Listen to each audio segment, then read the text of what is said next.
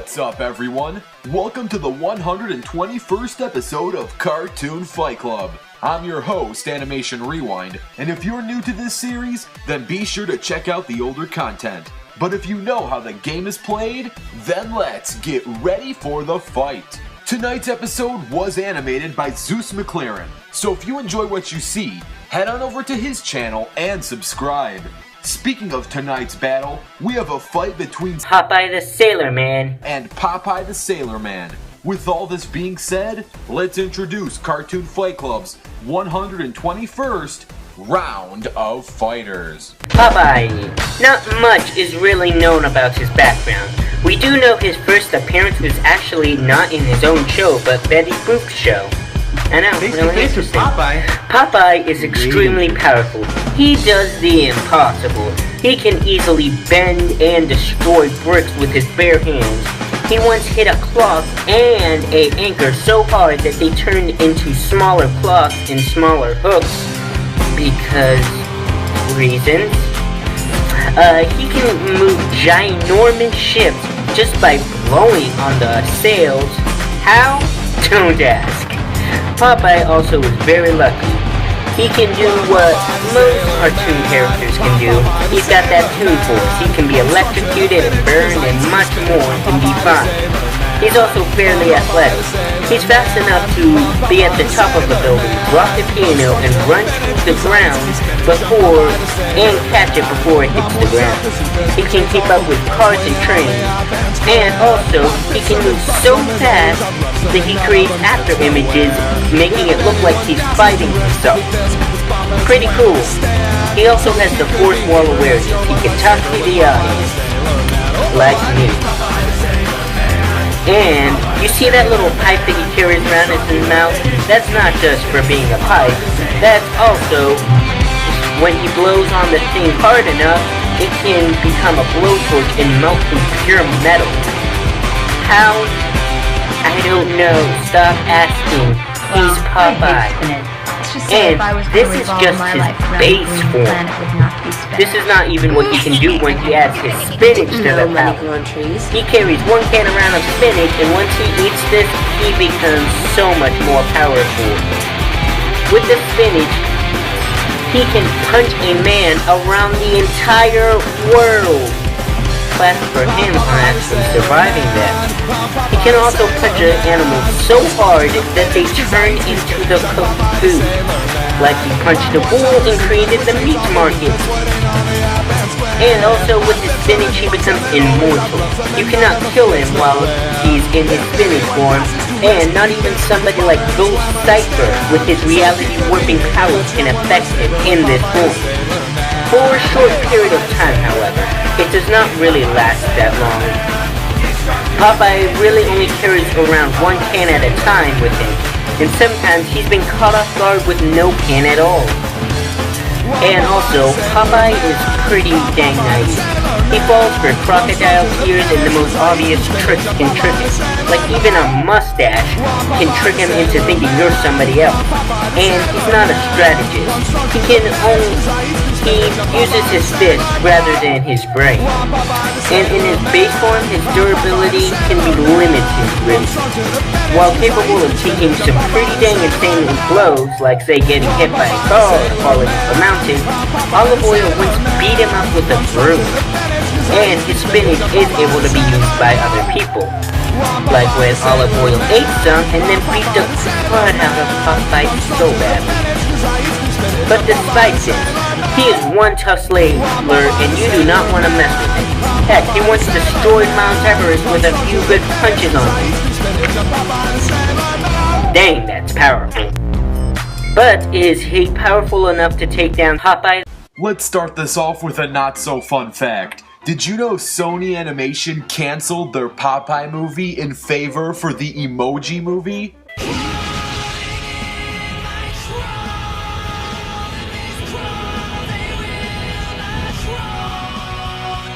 I have no words. Let's just move on. Anyway, back to Popeye.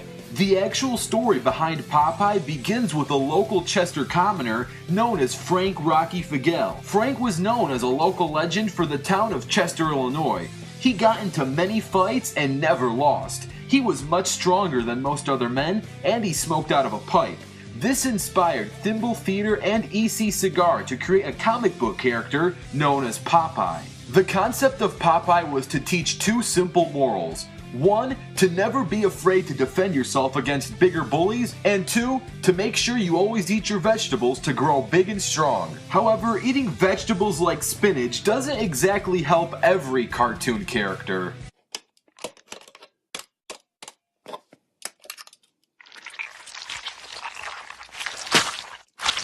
Oh, God, it's all watery. You know, I almost said no chairs at the beginning. Originating in the early 1930s, Popeye was gifted with the creative writing of Toon Force and logic-breaking strength. Popeye is most known for defeating his age-old rival Bluto countless of times, and for some odd reason, Bluto's name got changed to Brutus, but that info is redundant. Popeye once punched Bluto so hard that he orbited the entire Earth. He's moved mountains, gave the sun a black eye, and grabbed thunderbolts and used those to scare away a storm. Popeye also has a rivaling yet semi-racist experience with the Japanese in the cartoon titled "You're a Sap, Mr. Jap." So when Popeye sees Saitama, he might have some bad memories crawl up his mind. Now if Popeye is having trouble during a fight, he always pulls out his iconic and signature can of spinach. After Popeye eats his spinach, he gains an extreme physical boost, and he also gains an even higher tier of reality warping Toon Force. After he eats the spinach, nuclear explosions go off in Popeye's muscles, and he can use his Toon Force to morph into rockets to hot planets. With spinach in his system, Popeye becomes temporarily invincible and gains so much strength that he can actually break frames of the animation. Being strong enough to tear through his universe and the actual animation puts Popeye at universal levels of power. And if he runs out of spinach or doesn't have any on him, Popeye can threaten the animator for more spinach, and he can even sometimes force the animator to end the fights how he wants him to end. His fourth wall breaking is really intimidating and really powerful. Now Popeye does have a moral code and some weaknesses. He will never hit a woman, no matter what. And actually, he can easily get so love-struck by females, it could lead to some easy manipulation. He once purposely hurt himself just to visit Nurse Olive at the hospital. Overall, Popeye is one of the most powerful sailors in all of fiction. He's strong enough to break through animation frames and can even threaten the animator to force the plot of the animation. When you poop in your dreams, you poop for real. And now, let's get ready for the fight. This battle's going to take place in Z City with no prep. Let the battle begin.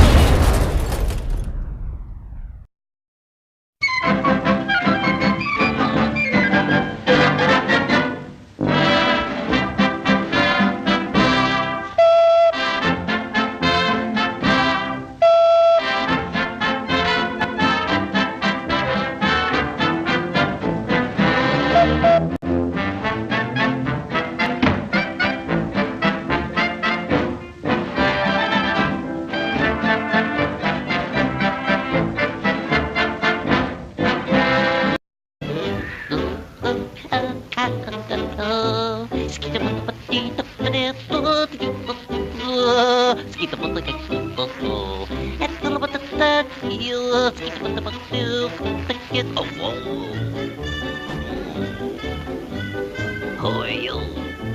I'm Popeye. Who are you? I'm Popeye. No, that's impossible. There's only one Popeye, and I'm him. I'm Popeye. Oh,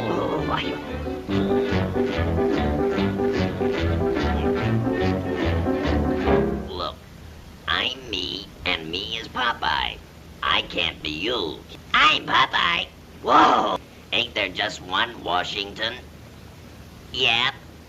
And ain't there only one Lincoln? Yep. And ain't there just one Popeye? I'm Popeye. Whoa! Nobody's stronger than Popeye. Let's see it, you me. Oh, no, your mom.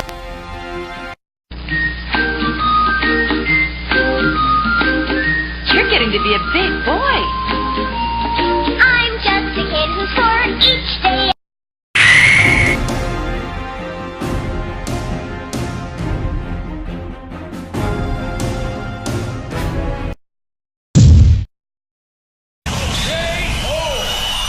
And he's out of the park. Instant KO.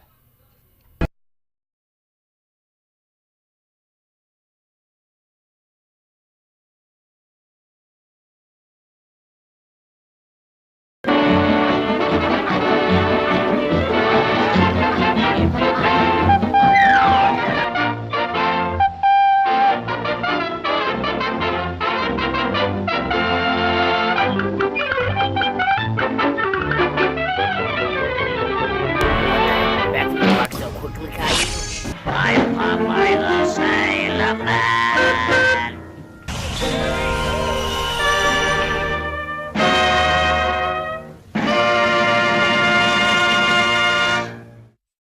Oh dear. Okay, before you start hating, before you start commenting, oh, you're a One Punch Man fan and all this, and you start disliking, at least let me explain myself. Now before we discuss why, I want to give a shout out to our animator, Zeus McLaren. If you enjoyed what you saw, head on over to his channel and subscribe. And now, Popeye has plenty of salt for his next serving of spinach, and while spinach and weeb salt seems like a terrible combo, the winner of this fight is clearly Popeye for the following reasons. For over the full century of Popeye's existence, we've never ever seen Popeye lose a single fight after eating a spinach. Now, I am by no means saying that Popeye becomes this unlimitedly powerful, omnipotent, undefeatable god after eating spinach. That would be a no limits fallacy, and I'm not giving him that title. But in the full canon timeline of Popeye, after eating spinach, he ends up winning each battle. That's not saying he can't lose, but he hasn't lost yet. We've also seen him perform top tier Toon Force style reality warping. Remember, the peak of his Toon Force is so strong that Popeye has the strength to break through frames of the animation. The defined space of the animation is Popeye's universe.